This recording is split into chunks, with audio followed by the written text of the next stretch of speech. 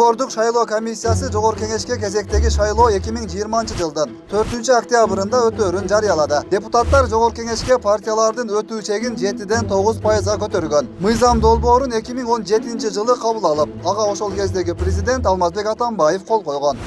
Балыктай болуп, тымпыйып карап отурганча, мында тарап эле кетпесиңерби? Бакыт Төрөбаев кол.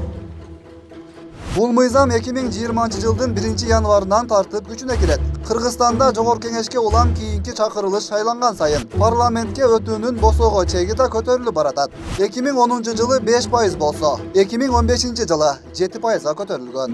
Эмне кылыш керек? Учурда негизинен Жогорку Кеңешке өтүш үчүн саясий партияларга коюлган 9%дык босого бал менен 5 миллион сомдук шайлоо күрөөсүнүн айланасында талкуу жүрүп жатат. Жогорку Кеңештеги айрым фракциялар менен парламенттен тышкары бир топ партиялар шайлоодогу 9%дык чекти 7, 5 же 3%га чейин түшүрүүнү сунуш кылып жатышат. Мен оюмча 3%ге барып түшүрүш керек. Ошондо биз элге айта алабыз, шайлоочулар.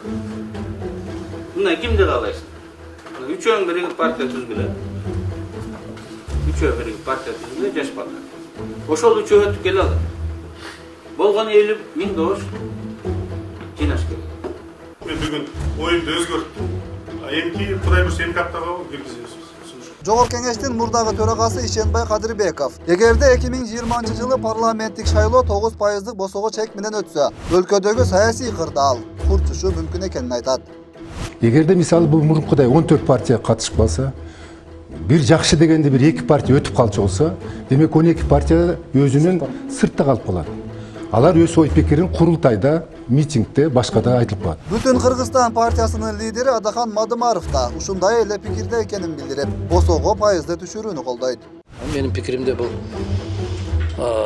5%дын тегерегинде калыш керек. 5% болуу керек. 5% сөзсүз түрдө болуу керек. Себеп баягы майда партиялардан качуу максатында, экинчиден ошол чындыгында саясий партия дегенден кийин элдин колдоосуна ээ болгон партия. Бул башка маселе, кандай саналат. Кептин баары ал пайызда эмес, кеп ошо кандай саналаарында. 9%ды колдогондор мындай чек парламентке 3-4 сапаттуу партиянын келишин шарттап, туруктуу өкмөт болоорун айтышат. Кыргызстанда саясий партиялар биригип, алардын саны да азаяры белгиленет. 9%дык чекти колдогондордун бири Ата Журт партиясынын лидери Камчыбек Ташиев Facebook'тагы баракчасына өз оюн мындайча жазды. 2020-жылы боло турган парламенттик шайлоонун өтүү босогосу 9% болуп белгиленген. Азыркы маалда ошол босогону ылдыйга түшүрөлү деп айтып жүргөн саясатчылар ушул норма кабыл алынганда унчугушкан эмес. Көпчүлүгү парламентте олтурушкан. Эми гана айта башташты. Демек ошол маалда Атамбаевдин демилгесине каршы чыгууга эрки жеткен эмес. Жеке мен 9%дык босогонун калуусун каалайт элем. Саясий атаандаштыкта күч сынашалы. Кайсы адамдарга мамлекеттин тагдырын тапшырууга болот экенин эл жетсин. Эгерде Жогорку Кеңешке өтүү босогосу 3% болсо, анда партия кеминде 51.000 добуш алышы керек. 5% болсо 85.000, 7%га 120.000, 9% босого чек болсо 154.000ден кем эмес добуш топтошу керек болот. Шайлоо мыйзамдарына байланышкан дагы бир маселе бул шайлоо күрөөсү. Учурда парламенттик шайлоого барууну каалаган партия күрөөгө 5 миллион сом коюшу керек. 9'ду коюп койгондо жанагындай 2 монополист партия өтүп алат дагы, анан кийин өзү каалаган нерсени жасашы мүмкүн. Айрым серепчилердин баамында болсо 3%дык босого да 9%дыгы да анчейин туура чектөө болуп эсептелинбейт. Ортолук ченди карманып 5%дык босого менен калтыруу керек. Эң оптималный бул 5%дик босого жакшы деп эсептейм мен. Ошого түшсө жакшы болмок.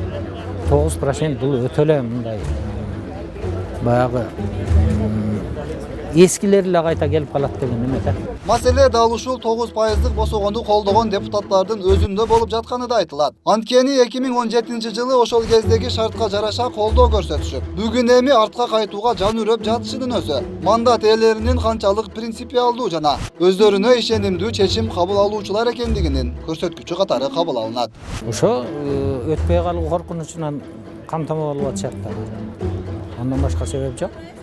Ал ортодо кийинки жылы депутат болууга камынып жаткандардын айрымдары бул тууралуу ачык айта баштады. Мисалы Кайрат Кыргыз. Мен саясатка аттанып атам, мен партияга кошулуп атам деп айтып атам.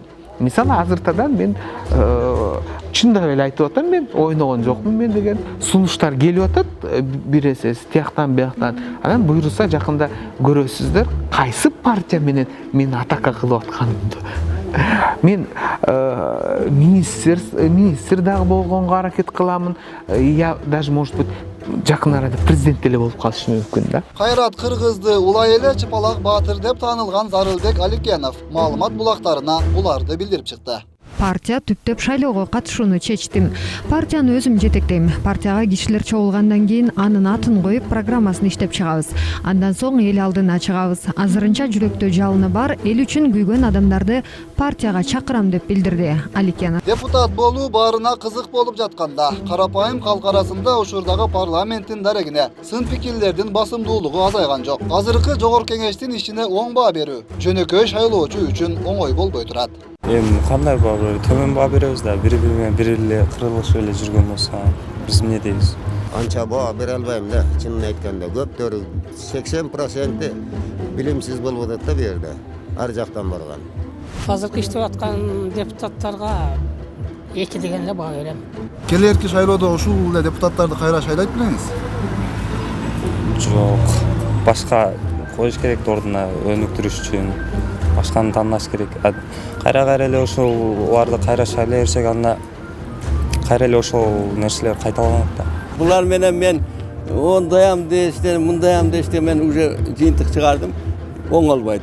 Болбосо бир жерге жазып коюп койгун, жаңы парламент келсин, кандай келсин, все равно Кыргызстан şu темпте кете берет. Эми кийинки парламенттик шайлоого дагы эле ушулар келет. Баягы эле койчумандын таягы дегендей дагы мен ошол депутаттар келет. Эми арасына анча-мынча кошулушу мүмкүн. 9% косоо койгон туура көрөсүзбү сиз? Туура эле. Даже көтөрүш керек. 10%га чыгарса жакшы эле болот, 11%га чыгарса деле жакшы болот.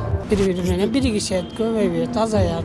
Учурдагы 6-чакырылыштагы парламент 2015 жылдын октябрында шайланган. 120 орунга 6 партия өтүп, КСДП фракциясына 38 мандат, Республика Ата журтка 28, Кыргызстанга 18, Өнүгүү Прогресске 13, Бир Болго 12 жана Ата Мекенге 11 мандат тийген.